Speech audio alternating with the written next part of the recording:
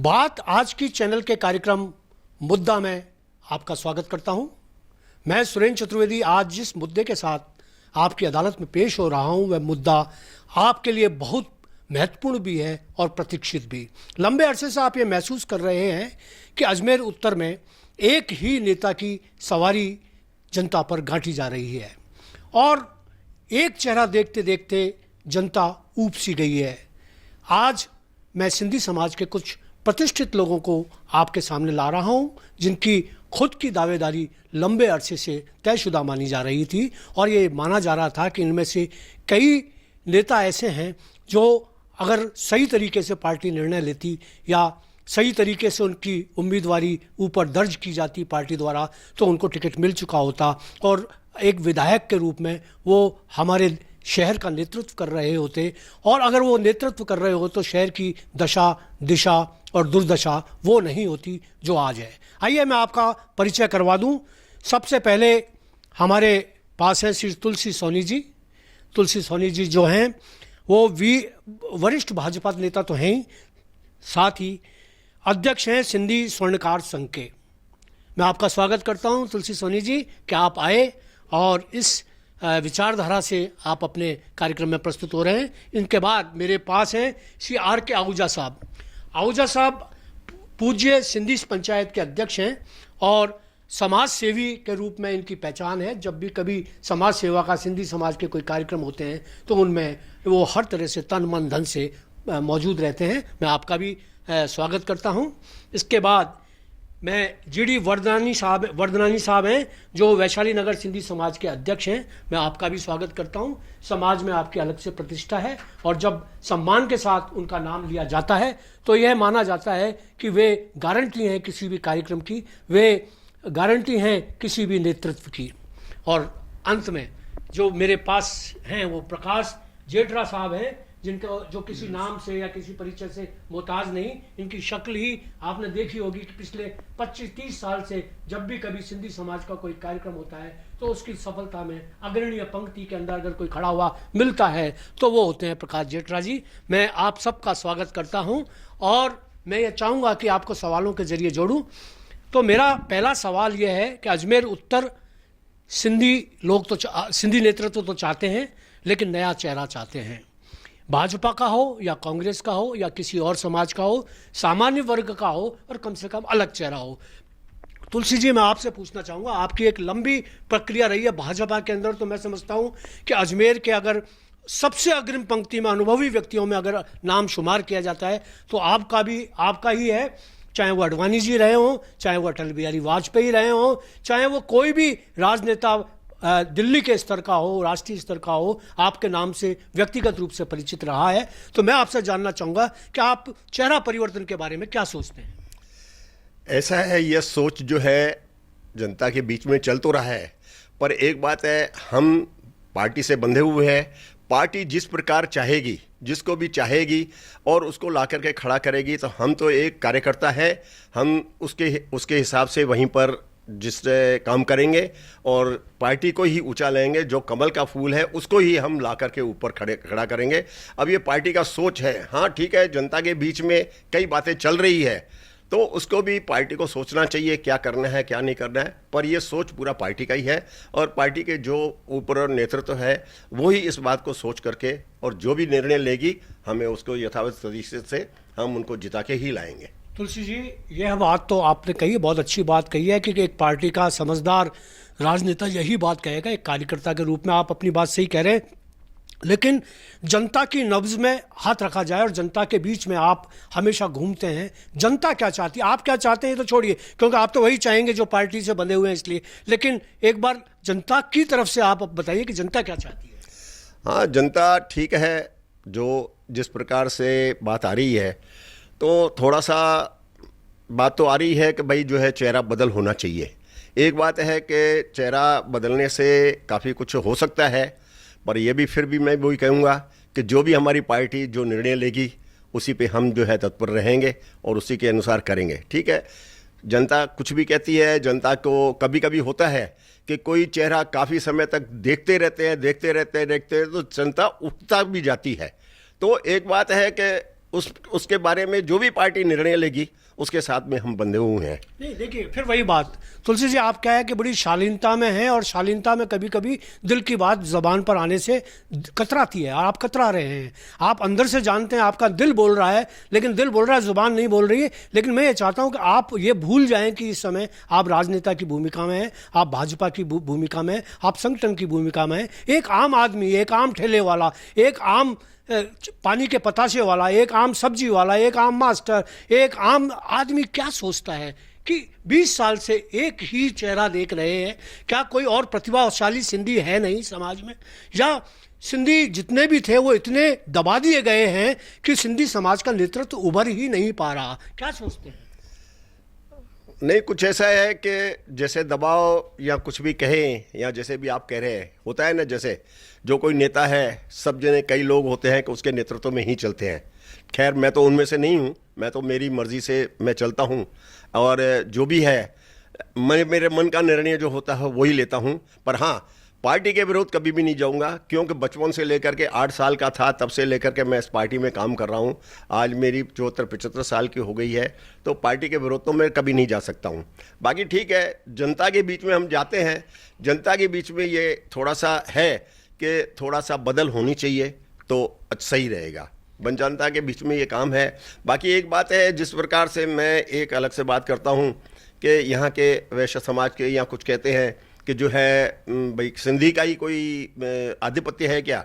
मैं तो एक निवेदन करना चाहता हूँ सब समाजों से कि सिंधी भी जो है ना वो कोई अलग नहीं है, वो भी वैश्य ही है। जो धंधा करने वाला, जो दुकानदारी करने वाला, वो वैश्य ही कहलाता है।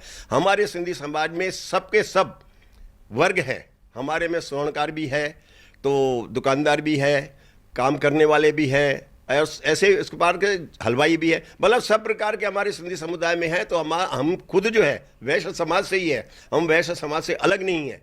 कहीं पर ऐसा सुनने में आता है कि चेहरा बदल तो होना चाहिए, पर उसके बाद में सिंधियों का क्या आधिपत्य है क्या। लेकिन एक मैं सबसे निवेदन करना चाहता हूँ कि हम अलग नहीं हैं। हम तो ये अपने सिंध से जब हमारा विभाजन हुआ, ये दुर्भाग्य है कि हमारे देश का दुर्भाग्य ये विभाजन हुआ और हमारे बड़े जो है अपना वतन छोड़ करके, सिर्फ हिंदुत्व के लिए वतन छोड़ करके हम यहाँ पर सब जने आए और आकर के यहाँ आप सब लोगों के साथ में घुल मिल गए। और हम तो ऐसे हो गए जैसे दूध में शक्कर होती है, उस प्रकार से हम घुल मिल गए हैं। तो हम कोई अलग नहीं है, इसलिए हमारे को किसी प्रकार से आप ऐसे मत समझिए सिंधी सिंधी सिंधी सिंधी नहीं, हम तो वैसे ही हैं, हम वैसे ही है। तो एक बात है, फिर भी जैसे आप बार बार मेरे से ही पूछ रहे हो कि जनता क्या चाहती है। हाँ, जनता के बीच में जाती है, जनता के बीच में जाते हैं तो ऐसा सुनने में आता है कि बदल होनी चाहिए। तो अब फिर भी मैं ये कहूँगा जो हमारी पार्टी का नेतृत्व जो, चलिए पार्टी का नेतृत्व, पार्टी का जो फैसला होगा वो तो होता रहेगा, लेकिन आप जनता ये चाहती है कि चेहरा बदले। यहाँ आपको बता दूं कि हमने अभी पिछले दिनों वैश्य समाज के नेताओं को भी बुलाया था, ब्राह्मण समाज के नेताओं को भी बुलाया और उन सबसे हमने इस संबंध में बात की कि जो सामान्य वर्ग की सीट है उसे आरक्षित न किया जाए अघोषित रूप से, उस पर सामान्य वर्ग के नए चेहरों को लाया जाए। आप ताजुब करेंगे कि जो बात तुलसी सोनी जी ने कही है वही बात हमारे ब्राह्मण समाज के सुदामा जी ने भी कही, वही बात और दूसरे जो वणिक समाज के जो लोग आए उन्होंने भी कही। और सब लोगों ने यही कहा कि सिंधी भी हो, कोई दिक्कत नहीं, सिंधी भी सामान्य वर्ग का ही प्रतिनिधित्व करता है, लेकिन सिर्फ इतना है कि एक चेहरा बदल दिया जाए ताकि और प्रतिभाओं को भी मौका मिल सके। प्रतिभाएं सिंधी समाज में और भी बहुत हैं, सिर्फ एक ही व्यक्ति का किसी ने ठेका नहीं लिया है। तो क्या कहना चाहेंगे आहूजा साहब, आप क्या कहना चाहेंगे? सबसे पहले तो मैं आपका धन्यवाद दूंगा आज की बात में, और आपने हमें आज यहाँ बोलने का मौका दिया। हमारी जो दिल की बात है वो आज हमें यहाँ रखने का मौका दिया है। हम भी ये जाते हैं, शहर के अंदर जाते हैं, जगह जगह हम जाते हैं, सब जगह यही सुनने को मिलता है कि 20 साल से एक ही चेहरा क्यों। चेहरा बदलना चाहिए, बिल्कुल निश्चित बदलना चाहिए। और समाज के अंदर कई गणमान्य लोग ऐसे बैठे हैं जो सामना कर सकते हैं, जो बीजेपी के मुकाबले में लड़ सकते हैं। ऐसे कई सामने चेहरे आए हैं, सामने हैं चेहरे, ऐसी बात नहीं है।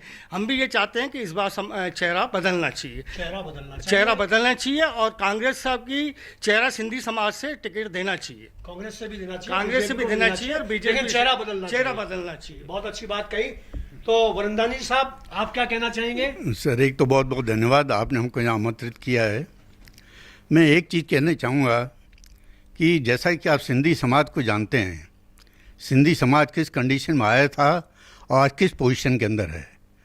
पहले शरणार्थी होकर आया था, अब सब लोग सिंधी समाज को पुरुषार्थी कहते हैं, जिसमें कि कोई भी बिजनेस हो, अजमेर हो चाहे जयपुर हो, चाहे सब जगह, चाहे होटल का ले लें, दुकानदार का ले लें, कपड़े का ले लें, मिठाई का ले लें, हर बिजनेस के अंदर सिंधी समाज का अपना प्रतिनिधित्व है।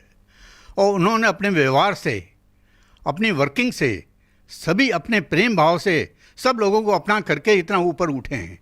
तो मैं तो चाहूँगा कि जैसे इस अजमेर के अंदर इतने सिंधी रह रहे हैं, तो कोई जगह तो ऐसी होनी चाहिए जो सिंधी समाज को बिल्कुल ईयर मार्क हो जानी चाहिए, ताकि उनका कुछ तो प्रतिनिधित्व हो। ये नहीं कि सिर्फ बिजनेस के अंदर काम कर रहे हैं या सर्विस के अंदर कर रहे हैं। आज आप कहीं बम्बई भी चले जाएं, फॉरेन भी चले जाएं, अभी भी कुछ हमारे लोग बाग आए थे, सेक्रेटरी साहब आए तो वो भी कह रहे तो मैं बाहर जाता हूँ तो हर जगह मेरे को सिंधी समाज के लोग बाग बहुत अच्छी पोजीशन वाले मिलते हैं। तो मैं तो सरकार से, आपसे भी यही निवेदन करूँगा कि हमारा कहीं ना कहीं प्रतिनिधित्व हो। तो अजमेर के अंदर एक सीट तो सिंधी समाज की बिल्कुल ईयर मार्क हो जानी चाहिए, ताकि किसी भी पार्टी से हो, किसी को भी दिया जाए, लेकिन ये सीट बिल्कुल सिंधी लोगों को ही मिलना चाहिए, ताकि विधानसभा कहीं जाकर अपना प्रतिनिधित्व, अपनी बात कह सकें। जीडी साहब, आपकी बात बिल्कुल जायज़ है कि एक जितना आपके समाज का है उसका प्रतिनिधित्व मिलना चाहिए। इसमें किसी को कोई दो राय नहीं है कि सिंधी समाज को प्रतिनिधित्व नहीं दिया जाए। बात यहाँ जिस मुद्दे पर हो रही है वो मुद्दा ये है कि क्या सिंधी समाज को तो मिलनी चाहिए, पर सिंधी समाज के एक ही व्यक्ति को, एक ही चेहरे को पूरी जिंदगी जब तक वो जिए वही करता रहे नेतृत्व।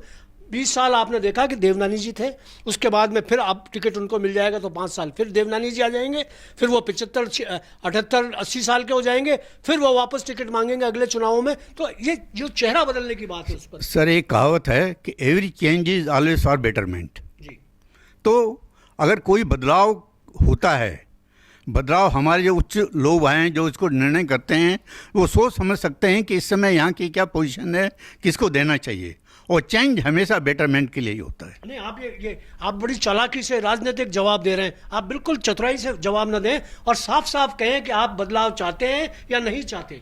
हम भी बदलाव तो चाहते हैं, और जो यहाँ की जनता है वो भी देख रही है, सब समझ रही है, आप भी पूरी रिपोर्टिंग होती है, और लेकिन ये सीट सिंधी समाज को ही मिलनी चाहिए। नहीं, वो उसमें कोई दो राय नहीं है। बात ये देखो, मुद्दे का जो बात है वो ये है कि चेहरा बदलना चाहिए। यानी प्रकाश जी, आप क्या कहना चाहेंगे? मैं तो यही कहना चाहूँगा, जिस किसी को भी मिले सीट, वो मतलब नया चेहरा होना चाहिए, क्योंकि 20 साल हो गए, लोग बाग जहाँ भी हम जाते हैं वहाँ ही कहते हैं कि यार परिवर्तन होना चाहिए, क्योंकि परिवर्तन प्रकृति का नियम है जी, और परिवर्तन बहुत ज़रूरी है। और परिवर्तन होने के बाद में जो भी आएगा उसका हम स्वागत करेंगे। और ऐसे काफ़ी हमारे सिंधी समाज के कई नेता हैं जो आ सकते हैं और लड़ सकते हैं चुनाव, लेकिन उनको अभी मौका नहीं मिल रहा है। मौका नहीं मिल रहा। चलिए, आप 5 लोगों का नाम बताइए जो देवनानी जी का मुकाबला कर सकते हैं। क्या कहा यह जाता है कि अब तक यही कहा गया कि देवनानी का कोई वो नहीं है, तोड़ नहीं है, देवनानी का कोई विकल्प नहीं है। तो आप देवनानी जी के विकल्प में 5 नाम बताइए कि कौन कौन से सिंधी समाज के नेता हो सकते हैं। एक तो कमल प्रकाश कृष्णानी जी हैं जी, महेंद्र कुमार तीर्थानी जी हैं जी, और तुलसी सोनी जी हैं जी, और हमारे ये हरीश गिदवानी पेन वाले हैं जी। और बताइए, बहुत है। और प्रकाश जेठरा हैं। हाँ, तो एक आपका चेहरा, इसलिए आपने 4 नाम बताए, 5वां भूल गए। चलिए, मैं वापस आता हूँ तुलसी सोनी जी के पास और उनसे जानना चाहूँगा कि आप भी कुछ 5-7 चेहरे बताएं आपके अलावा। आप तो हैं ही, हमने मान लिया आप अपना नाम ना गिनाएं और दूसरे लोगों के नाम बताएं। नहीं, एक बात है कि चेहरे तो बहुत हैं हमारे सिंधी समाज में, कोई ऐसे नहीं है कि सब मर गए हैं, सब जिंदा है और सब जिंदा दिली से कर सकते हैं। एक बात है, मैं तो कहूँगा जो भी सक्षम है या जो पार्टी चाहती है, कोई भी सिंधी को खड़ा कर देंगे तो निश्चित रूप से वह आगे बढ़ करके आएगा। अब नाम तो कई गिना सकते हैं हम। गिनाने के लिए अब देखिए, जैसे जो देखिए इसमें सबसे मोटी बात है, जिसको इच्छा शक्ति होती है वही आगे बढ़ सकता है। एक बात है, हमारे अजमेर में तो पता नहीं कितने नाम भरे पड़े हैं, जो व्यापारी हैं पता नहीं क्या क्या कर सकते हैं, कई दान पुण्य करते हैं, सब कुछ करते हैं, पर एक राजनीति चीज ऐसी है जिसकी उसकी इच्छा शक्ति होनी चाहिए कि मैं राजनीति में आकर के अपनी सेवाएं दे सकता हूं, जनता को उठा सकता हूं। आपके पास है इच्छा शक्ति? बिल्कुल है। हाँ, तो क्यों नहीं है? अगर नेतृत्व मेरा नाम सोचेगा तो मैं खुद तैयार हूं। और अगर आपका नाम सोचते हैं तो बाकी जो 4-5-5-6 लोग हैं उनके भी नाम बता दीजिए। हाँ, है ना। अब एक बात है, जैसे कमल प्रकाश जी बड़े जोर शोर से लग रहा है, गिदवानी जी बड़े शोर शोर से लग रहा है, और हमारे जैसे है अपने महेंद्र जी, वैसे मैं बताऊंगा महेंद्र तीर्थानी जी काफ़ी जुझारू एक जवान है जो कि कई समाजों के साथ जुड़ा हुआ है। यहाँ तक अखिल भारतीय, हमारे भारतीय सिंधु सभा के अखिल भारतीय जो वो मंत्री भी है।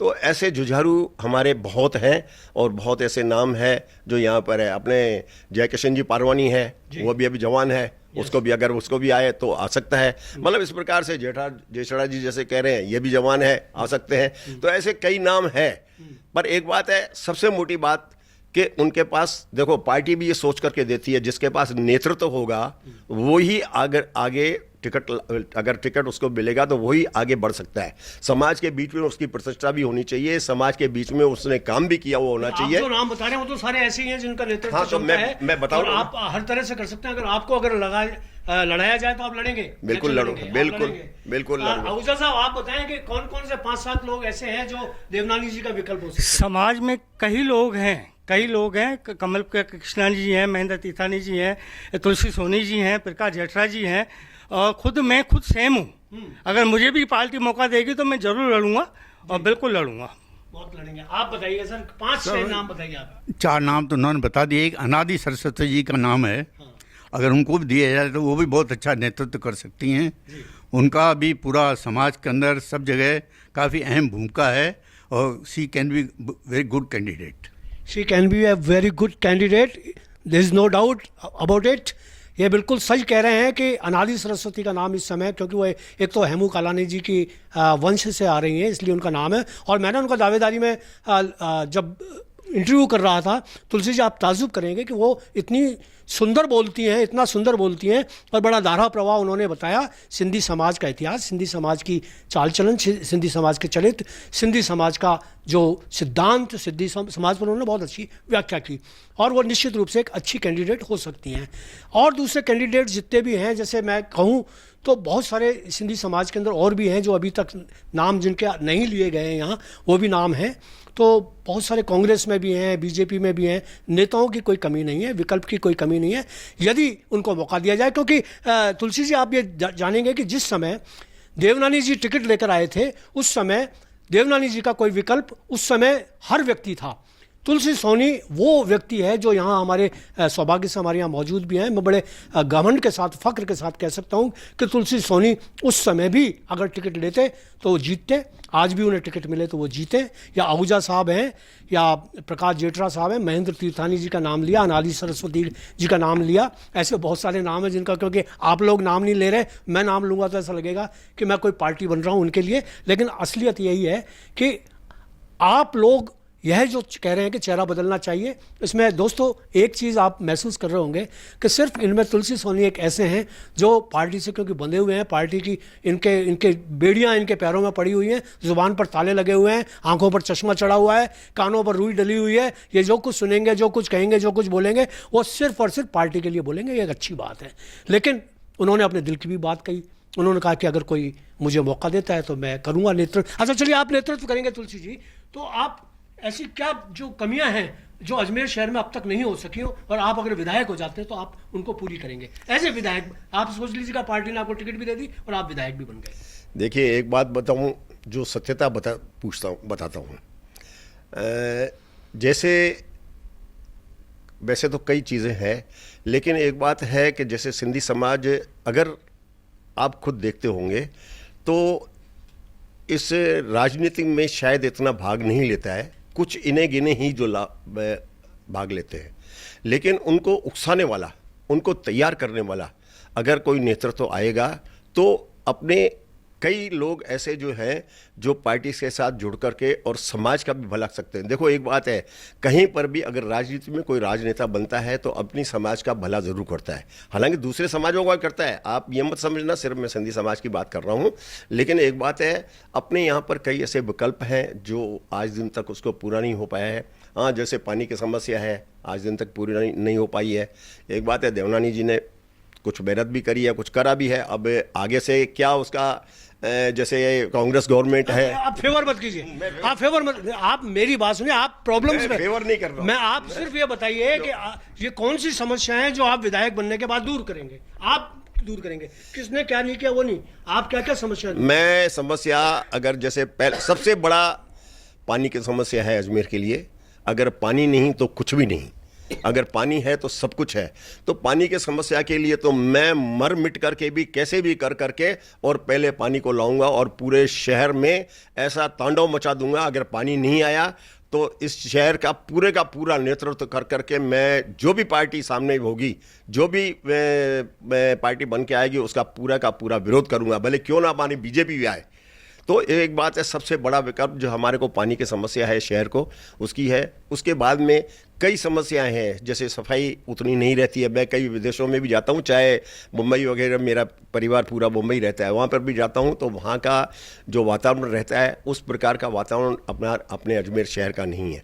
इस समय भी देखिए जिस प्रकार से स्मार्ट सिटी के लिए कितने पैसे आए, कितना है, उसका क्या हुआ क्या नहीं हुआ कोई पता ही नहीं है, क्या बना है उसके लिए कुछ समझ में नहीं आता है। तो ऐसी चीज़ों को हमको पकड़ के रखना चाहिए। अगर मैं होता तो पकड़ के रखता कि क्या हुआ है, कितना खर्चा हुआ है, कहाँ हुआ है, और फिर उसका पूरी तरह से उसका हिसाब किताब लेता। अगर उसका सही ढंग से पैसा लगता तो शायद इस अजमेर की कायाकल्प अलग होती।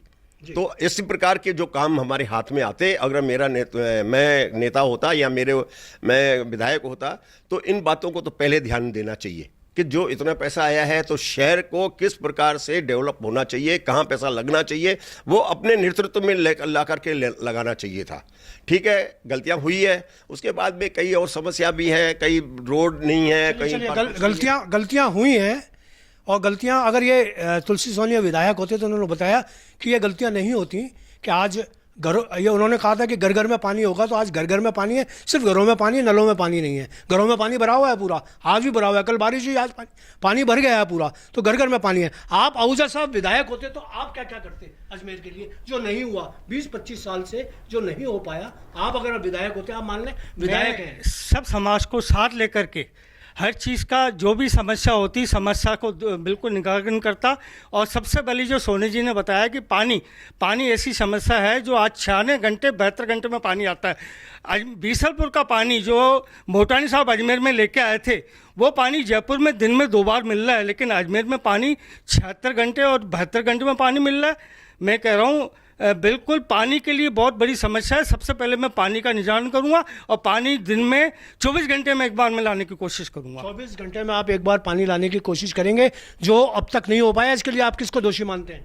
बिल्कुल मैं सरकार को दोषी मानता हूं, जो यहाँ के नेता हैं उनको दोषी मानता हूं, जो भी एमएलए हैं उनको दोषी मानता हूं, जो उन्होंने इसका निराकरण नहीं किया। करना चाहिए, बिल्कुल करना चाहिए, जनता को साथ लेके करना चाहिए। पानी हमारा हक है, पानी हमें पहले मिलना चाहिए। बीसलपुर का पहले हमारा अजमेर का हक है, अजमेर को पानी मिलना चाहिए। 24 घंटे में पानी मिलना चाहिए। इसके लिए चाहे कोई भी संकट करना पड़ेगा। नेताओं में पानी नहीं, लोगों की आंखों में पानी नहीं, लोगों के सिर्फ और सिर्फ पानी है तो घरों के अंदर भरा हुआ है। आप क्या कहना चाहेंगे जी साहब?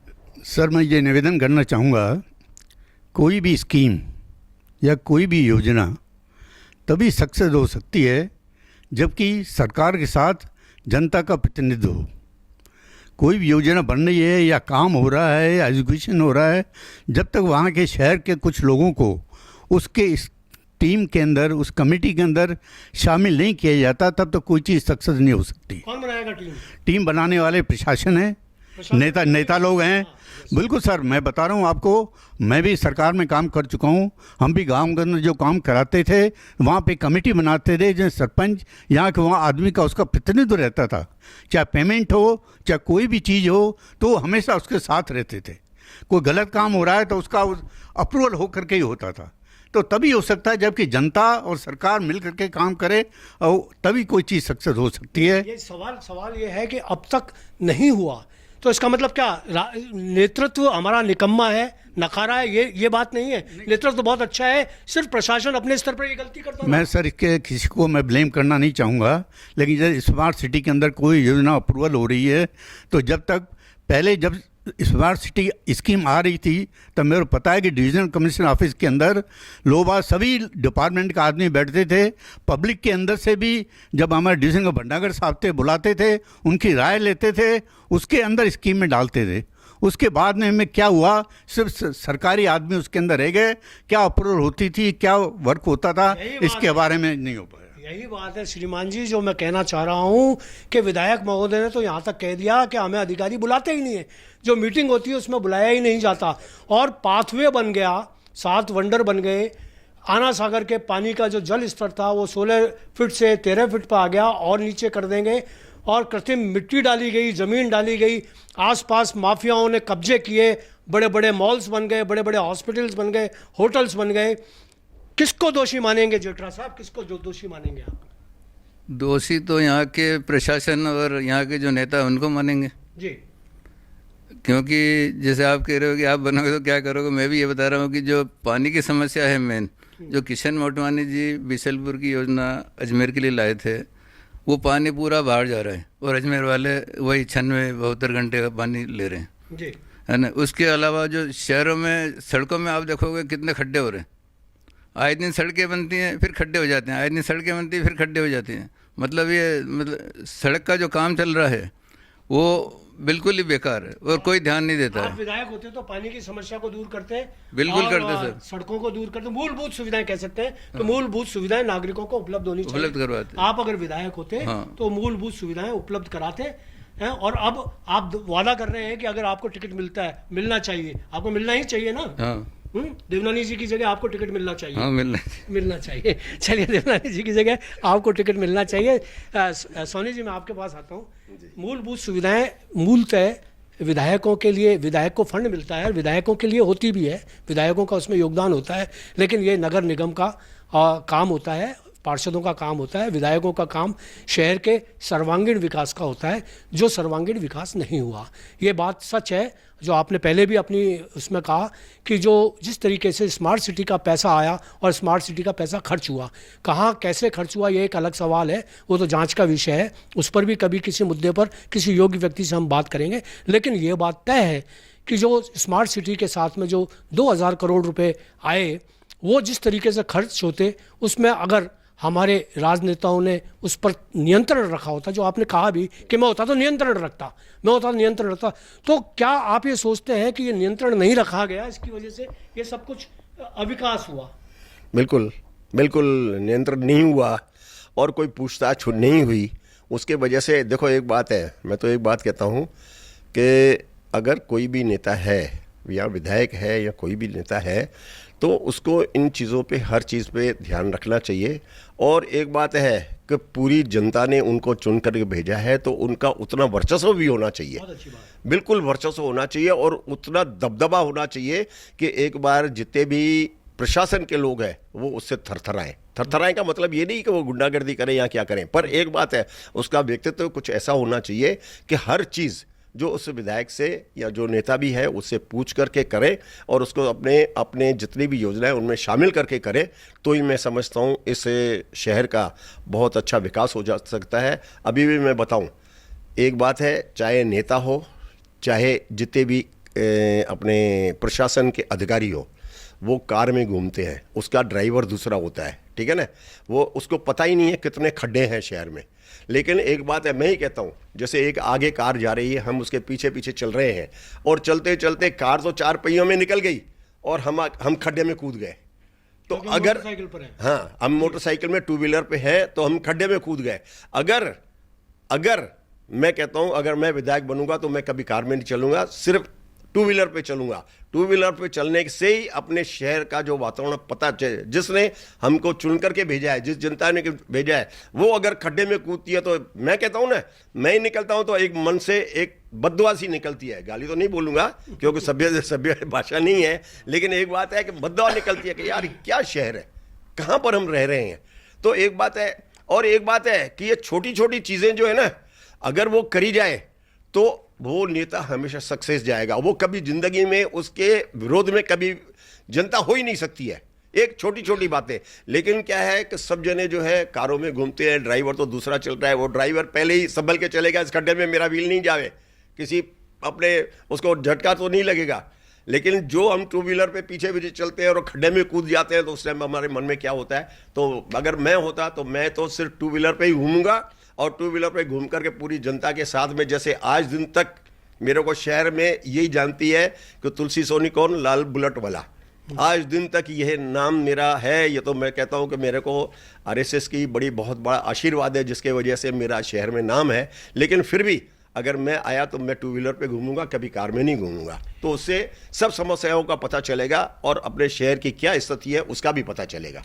तो देखिए आपने कि तुलसी सोनी जी ने बहुत तरीके से, बड़ा मनोवैज्ञानिक तरीके से यह बताया कि मैं टू व्हीलर पर चलूंगा। टू व्हीलर चलने का मतलब ये नहीं कि ये फोर व्हीलर, आज भी इनके पास चाहे तो ये फोर व्हीलर पर बढ़िया से बढ़िया घूम सकते हैं, और है भी, इनके पास है भी है, हाँ है, ऐसा नहीं है। लेकिन इनका ये है कि आम आदमियों की प्रॉब्लम से सोल्व करने के लिए उनके आम आदमियों के बीच में रहना, जाना, उठना बैठना जरूरी होता है। और यह बात अब तक विधायकों के अंदर आ नहीं पाई, और बड़ा पीछा छुड़ा लिया, हम सरकार में नहीं हैं, हम सरकार में। और जब आदमी विपक्ष में होता है तो वो आक्रामक होता है, उस आक्रमण के सारे मौके उसको होते हैं। कांग्रेस का अगर आज राजनेता होता, कोई विधायक होता कांग्रेस का, निश्चित रूप से वो अपनी पार्टी का विरोध नहीं कर पाता। अगर देवनानी जी चाहते तो वो किसी भी स्तर पर जाकर विरोध करते, विधानसभा में करते, सड़कों पर करते, कहीं भी जाकर वो विरोध कर सकते थे। और जिस पद पर वो सत्ता में जब रहे, मंत्री रहे, तब भी वो उसका विरोध कर सकते थे। लेकिन मेरे को नहीं लगता कि उन्होंने ये भूमिका अदा की। अगर की हो तो मैं आहूजा साहब से पूछना चाहूंगा कि 20 सालों के इतिहास के अंदर क्या आप भी टू व्हीलर पर घूमते हैं, आप पैदल भी चलते हैं, आपने साइकिलें भी चलाई हैं इस रोड पर, आज क्या स्थिति है? स्थिति बड़ी नाजुक है। मैं कहूँगा स्थिति ऐसी है कि अजमेर की सड़कें, एक कोई भी कॉलोनी हो, कोई भी रोड हो, कोई सुरक्षित नहीं है। बिल्कुल रोडों की स्थिति बड़ी नाजुक है। और सोनी जी ने जैसे भी बताया कि अक्सर लोग तो कार में निकल जाते हैं, उनको बहुत मालूम नहीं पड़ता है। आज कोई पैदल निकले या कोई टू व्हीलर पर जाए तो स्थिति की उनको मालूम पड़ जाए कि स्थिति क्या है। बहुत स्थिति ख़राब है रोडों की। और आपकी बात मैं समर्थन करूंगा कि सरकार में रहते हुए, चाहे वो विपक्ष में रहते हुए बल्कि पावरफुल आदमी होता है, और पावर वो अगर वो धरना प्रदर्शन करे, जनता को साथ लेकर के धरना प्रदर्शन करेगा, क्यों नहीं पानी आएगा, क्यों नहीं रोड का विकास होगा, क्यों नहीं रोड बनेंगे, सब चीज़ें हो सकती है। लेकिन वो अपने मन की शक्ति होनी चाहिए, काम करने की शक्ति होनी चाहिए, जो नहीं थी। चलिए श्रीमान जी, आप प्रशासन में रहे, अधिकारी रहे हैं, आप सरकार का हिस्सा रहे हैं, क्या आप ये महसूस करते हैं कि जो मूलभूत सुविधाएं जिसके लिए आज़ादी के 70-75 साल बाद भी अजमेर तरस रहा है, जो अजमेर कभी हुआ, शिक्षा के क्षेत्र में देख लें, स्वास्थ्य के क्षेत्र में देख लें, बेरोजगारी के क्षेत्र में देख लें, इतने बड़े बड़े HMT के कारखाने थे, इतने बड़े यहाँ लोको कारखाना था, इतना बड़े यहाँ कॉलेज स्कूल हुआ करते थे, शिक्षा की राजधानी बन सकती थी, 20 सालों में सब तहस नहस हो गया। इसके लिए किसको जिम्मेदार मानेंगे? सर, मैं तो समझता हूँ कि अजमेर का ये दुर्भाग्य है कि एक अजमेरी एक ऐसा डिविजनल ऑफिस है जिसका डेवलपमेंट हो ही नहीं पाया जी। यहाँ पर और जगह आप जाके जयपुर में देखें, उदयपुर, कोटा तो बिल्कुल ऐसा चेंज हो गया है, न कि किसी उसकी वजह से, पर सेल्फ नेताओं की वजह से, प्रशासन की वजह से उसके ऊपर इतना प्रेशर पड़ रहा है कि अपना सेल्फ डेवलपमेंट हो गया। और किसी भी शहर का डेवलपमेंट तब होता है जबकि वहाँ पर कोई इंडस्ट्री डेवलप हो, कोई एजुकेशन सेंटर बढ़े, कोई साधन बढ़े, ताकि बाहर से लोग आकर के माइग्रेट हों। यहाँ पर तो धीरे धीरे चीज़ें ख़त्म होती जा रही हैं। अब जैसे मैं आपको अभी कल परसों पेपर के अंदर था, हालांकि बहुत सी बार आ चुका है, आना सागर के अंदर 10-20 नाले आ रहे हैं, उनका पानी नहीं रुक रहा है और गंदा हो रहा है।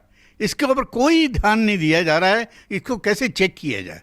जी। तो एक तो ये एग्जाम्पल है। इसी तरह से रोड नेटवर्क है, ड्रेनेज है, मतलब जिससे ड्रेनेज खराब होने से क्या है, डेंगू बीमारी, मलेरिया बीमारी, मच्छर खड़े रहते हैं।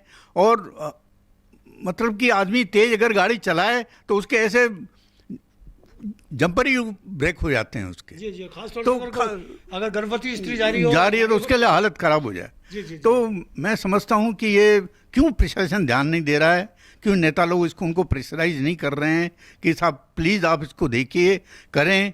मैं चाहता हूँ अगर नेता लोग चाहें तो क्या नहीं हो सकता है। जी जी जी जी, बिल्कुल एवरीथिंग कैन बी पॉसिबल, लेकिन वो उनके ऊपर दबाव होना चाहिए। पब्लिक तो नेताओं के साथ में है, अगर नेता जाएंगे तो पब्लिक अपने आप उनके साथ जाएगी। क्योंकि पब्लिक का दर्द है। तो प्रशासन अपने आप मजबूर होगा, प्रशासन भी इजी गोइंग बैठा हुआ है और सब काम चल रहा है। तो इस वजह से मैं समझता हूँ अजमेर के अंदर जब तक कोई चेहरा बदला जाए और अच्छा बदला जाए, कोई भी आए, लेकिन वो ऐसा दबंग होना चाहिए ताकि अजमेर का विकास हो और सब जने खुशहाली महसूस करें। बहुत बहुत शुक्रिया प्रकाश जी। मैं आपसे वही सवाल जो मैंने अभी पूछा है वही सवाल आपसे मैं पूछना चाहूँगा कि अजमेर की मूलभूत सुविधाएं से ही उलझा रहा और बाकी क्षेत्रों का विकास उत्तरोत्तर घटता गया। जो ग्राफ बढ़ना चाहिए था, तरक्की करनी चाहिए थी, हम ये कह सकते हैं कि पानी के अभाव के अंदर हमारी तरक्की नहीं हुई। लेकिन क्या कोई ऐसा उद्योग व्यापार इंडस्ट्रीज़ नहीं है जो पानी के अभाव में चलाई जा सकती हैं? बहुत सारे टीवी बनाने के कारखाने, अपरेटस बनाने के कारखाने, वैज्ञानिक अनुसंधान के कारखाने ऐसे हो सकते हैं जो बिना पानी के या कम पानी के भी हो सकते हैं। लेकिन इस दृष्टि से कोई अजमेर शहर का कोई धनी धोनी नहीं रहा, अजमेर को सोचने वाला नहीं रहा। आप क्या कहना चाहेंगे? बिल्कुल बिना पानी के कोई भी उद्योग धंधे वगैरह नहीं चलाए जा सकते। और आप देखिए अभी जो सीवरेज का काम चला, और सीवरेज के लिए हम मोहल्लों में दो महीनों तक मतलब परेशान होते रहे, खड्डे पड़े रहे, कोई ध्यान देने वाला नहीं था। सीवरेज के कारण अभी आपने देखा होगा बरसात में पूरे शहर में अस्त व्यस्त हो गया। शहर की जो व्यवस्था थी वो पूरी चौपट हो गई, क्योंकि जगह जगह पे पानी भरे हुए थे, और वो भी 3-3, 4-4 फीट पानी भरे हुए थे। गाड़ी आने जाने की कोई जगह नहीं थी। अन्ना सागर वाला रोड था जो, वो 3-3 दिन तक ब्लॉक था पानी की वजह से। और जो चौपाटी बनाई गई है, चौपाटी में जो वो लैंप लगा रखे हैं वो ऐसे लगा रखे हैं जो 6-6 दिन तक बंद रहते हैं, पूरा अंधेरा रहता है, कोई ध्यान देने वाला नहीं। ये स्मार्ट सिटी बनाया है लोगों ने। स्मार्ट सिटी के अंदर जो काम हुए हैं सब बकवास हुए हैं, कोई भी मतलब ढंग का काम नहीं हुआ है। अब कोटा की हालत देखो, स्मार्ट सिटी में क्या चमन कर दिया था। नहीं, कोटा स्मार्ट सिटी में चमन हो गया, अजमेर नहीं हो पाया। और अजमेर नहीं हो, इसका विधिवत और सिस्टमेटिकल विकास अगर होता तो एनजीटी जिस तरीके से तोड़ने के आदेश दे रही है कि जो भी विकास हुआ है वो तोड़ा जाए, तो आप एनजीटी के इस फैसले से क्या कहना चाहेंगे? एनजीटी के फैसले से तो मैं ये कहना चाहूँगा कि इसमें पूरा मतलब ध्यान दिया जाना चाहिए। और जब भी हम ये बताते हैं कि ये सब ऐसा हो रहा, ये तो कहते हैं सब मिली जुली सरकार है, ये तो कलेक्टर साहब मानते नहीं है। मैंने तो कई बार गया हूँ, ये किया मैंने, वो किया, लेकिन सब मतलब बेकार जवाब मिलते हैं और हम सब वही भुगतते रहते हैं समस्याओं से। एनजीटी का फैसला, इस पर अगर बात की जाए तो मैं आपसे बात करना चाहूँगा। एनजीटी ने ये फैसला किया है कि जो पाथवे बना है वो तोड़ा जाएगा, और जो आसपास उसके अंदर रेंज में चाहे फूड वो कोड है, चाहे जितने भी इन्होंने बनाए हैं स्मार्ट सिटी के, वो सब तोड़े जाएंगे और 2 महीने में तोड़ने का टाइम दिया है। अगर 30 दिन और बचे हैं, अगर उस तारीख तक नहीं तोड़े गए तो जुर्माना होगा और तोड़ा ही जाएगा। क्या कहेंगे? सर मैं तो ये चाहूँगा, और ये मैं कभी नहीं चाहूँगा कि जो इतना पैसा हमारे देश का हम इसके ऊपर लगा है, या तो इसको पहले ही रोक दिया जाता। लेकिन एक बार जब चीज़ कोई बन गई है, उसको अपन तोड़ रहे हैं, तो मेरे हिसाब से तो अब इसका कुछ नहीं तोड़ा जाना चाहिए। लेकिन अगर आपकी बात को मान ली जाए तो रावण को तो मारा ही नहीं जाना चाहिए था, क्योंकि रावण ने तो जो कुछ वो बन गया था। लेकिन जिन्होंने जो ये काम किया है, नेचुरली उनके ऊपर ऐसी कार्रवाई होनी चाहिए तो आगे इस तरह की दोबारा चीज़ रिपीट नहीं हो। ये देखो, मैं आपसे सहमत इसलिए नहीं हूँ कि जो हुआ है वो भी अगर गलत हुआ है, जो भी गलत फैसले जो हाई कोर्ट में, सुप्रीम कोर्ट में जो फैसले सुनाए जाते हैं, जो सजाएं सुनाई जाती हैं, वो सजाएं गलत होने के काम के विरुद्ध सुनाई जाती हैं, और जो दोषी होते हैं उन पर कार्रवाई होती है, कानूनी कार्रवाई होती है। तो दोषी तक तो ठीक है, लेकिन अगर कोई गलत हुआ है, आना सागर झील के साथ, अगर आना सागर झील मेरी बेटी होती और उसके साथ इस तरीके का बर्ताव किया जाता कि उसकी इज्जत को लूट लिया जाता, तो क्या हम माफ़ कर देते? आना सागर के साथ हुआ, वो हमारा जल स्रोत है, हमारी जान है, हमारी प्राणवायु है, हमारी रीढ़ की हड्डी है, उसके साथ अगर कोई रीढ़ की हड्डी तोड़ दे और उसके बाद में हम कहें क्या चलने दीजिए, चलने नहीं दिया जाएगा, क्या कहेंगे आहूजा साहब? बिल्कुल गलत हुआ है, तोड़ना टूटना चाहिए और बिल्कुल जो अधिकारी हैं, जो भी इसके अंदर दोषी है, उनको सख्त कार्रवाई होनी चाहिए। कार्रवाई होनी चाहिए। सोनी जी, आप क्या कहना चाहेंगे? बिल्कुल आपका कहना सही है, जो गलत हुआ है उसको तोड़ना चाहिए और जिन्होंने भी इसके ऊपर नज़रअंदाज किया है उनको पूरी सज़ा मिलनी चाहिए। मैं एक बात कहना चाहूँगा कि अन्ना सागर की बात आ रही है तो उसके बीच में एक नाम मेरे को याद आ रहा है जिसको वीर कुमार कहा जाता था, और वो वीर कुमार ऐसी शख्सियत थी जो मैं जैसे कहता हूँ ना कि अगर नेता हो, अगर वो अपनी सक्षम हो तो पूरी जनता लेकर के साथ चल सकता है। एक वीर कुमार को मैं आज याद करता हूँ, वो मेरा अनुज था, मेरा छोटा भाई था और मेरे साथ बहुत उसके अटैचमेंट थे, लेकिन उसका ऐसा था कि वो छोटे से छोटे कार्यकर्ता को भी अपने साथ लेकर के चलता था और एक आवाज़ पे सैकड़ों कार्यकर्ता वहाँ पर जमा हो जाते थे। नेतृत्व तो होना चाहिए, तो इस प्रकार का होना चाहिए। और अन्ना सागर का जो एक बार बरसात पड़ी थी, इसका पानी निकालने के लिए कलेक्टर ने कर दिया था कि इसको पानी को निकाला जाए, लेकिन इस वीर कुमार उस समय अध्यक्ष थे यहाँ पर अपने नगर निगम के, लेकिन उन्होंने वो पानी नहीं छोड़ा। उसने कहा ये अन्ना सागर जो हमारे अजमेर की एक शान है, इसको मैं कभी नहीं करूँगा। सबने कह दिया कि भाई इसमें अपने ये क्या नाम है विश्राम स्थलियाँ बनी हुई है, क्या आप विश्राम स्थली बाहर निकालेंगे, लेकिन ये पानी मैं नहीं छोड़ूंगा। लेकिन उन्होंने इसे अन्ना सागर का पानी को नहीं निकाला। लेकिन आज अन्ना सागर ये स्थिति है कि कल जल झूलनी ग्यारस थी, सब अपनी अपनी सवारियां लेकर के भगवानों की वहां पर आए थे, नहीं तो किसी ज़माने में इसी अन्ना सागर में उसको नहलाया जाता था, लेकिन कल किसी ने वहां पर अन्ना सागर में उस जल से किसी ने भी अपने भगवान को नहलाया नहीं और अपने साथ में गंगा जल और जल अलग से लेकर के आए, उनसे छींटे दे करके और उनको शुद्धता करके वापस लेके गए। तो आज ये स्थिति अन्ना सागर की हो गई है। तो मैं कहता हूं कि जब यह स्मार्ट सिटी का पानी पैसा आया तो पहले तो इस अन्ना सागर का डेवलपमेंट होना चाहिए था, लेकिन जो डेवलपमेंट गलत हुआ है ना, उसको तो गलत है तो तोड़ना ही चाहिए, क्योंकि अगर वो टूटेगा तो अन्ना सागर का पाल बड़ा होगा। मुझे याद है कि कोई ज़माना था, हमने देखा था कि अन्ना सागर ऊपर अपने बारादरी पे हम खड़े होकर के और पानी में यूँ हाथ डालते थे, कभी वो ज़माना था। ये पीछे जो अपना रीजनल कॉलेज का रोड बना हुआ था वहाँ तक उसकी पाल थी, यहाँ ये मेरा देखा हुआ है। लेकिन ये भी देखा हुआ है कि अन्ना सागर जब बरसातें नहीं पड़ी तो हमने कार सेवा भी करी है, अन्ना सागर का पानी सूख गया था। लेकिन अन्ना सागर झील जो है एक हमारे अजमेर के लिए एक बहुत बड़ा एक ये कह दे सुंदर स्थान है, तो इसका डेवलपमेंट होना चाहिए था। लेकिन उसमें जो गलत हुआ है उसको तो हटाना ही चाहिए, और उसको किस प्रकार से हटा करके फिर उसका करना चाहिए, क्योंकि उसमें कितने लाखों रुपए लगे हुए हैं। तो जिन्होंने ये गलत काम किया है उनको दोषियों को उसको दोष का उसकी सज़ा मिलनी चाहिए। तो देखा दोस्तों कि हर व्यक्ति यह चाह रहा है कि जो कुछ भी विकास के नाम पर विनाश इस शहर का हुआ वो क्यों हुआ, कैसे हुआ, और कहीं ना कहीं बात अटकती है हमारे नेतृत्व की। अगर नेतृत्व सही होता तो अधिकारियों पर अंकुश होता। ऐसे लोग जो गलत कर रहे थे, जो मूलभूत सुविधाओं के साथ खिलवाड़ कर रहे थे, हमारा विकास हो नहीं पा रहा था, बंदरबाट चल रही थी, पैसों का वो चल रहा था, खेल चल रहा था, उसमें अगर नेतृत्व हमारा सक्षम होता, अगर तुलसी सोनी हमारे विधायक होते, या आहूजा साहब हमारे विधायक होते, या वरदानी साहब हमारे विधायक होते, या प्रकाश जेठरा हमारे विधायक होते, तो निश्चित रूप से ये काम नहीं होने देते। और अब भी अगर ये हो जाते हैं तो ये नहीं होने देंगे, ये इनका दावा है। लेकिन प्रश्न वही कि क्या चेहरा बदला जाए। अजमेर उत्तर से चेहरा बदलने की बात हर व्यक्ति कर रहा है, समाज बदलने की बात नहीं कर रहा। यह बात आपने भी कही, पिछले वाले जो लोग आए, चाहे ब्राह्मण आए चाहे वैश्य आए, उन्होंने कहा नहीं हमें सामान्य वर्ग इसका होना चाहिए, क्योंकि सामान्य वर्ग के लिए सुरक्षित है सीट।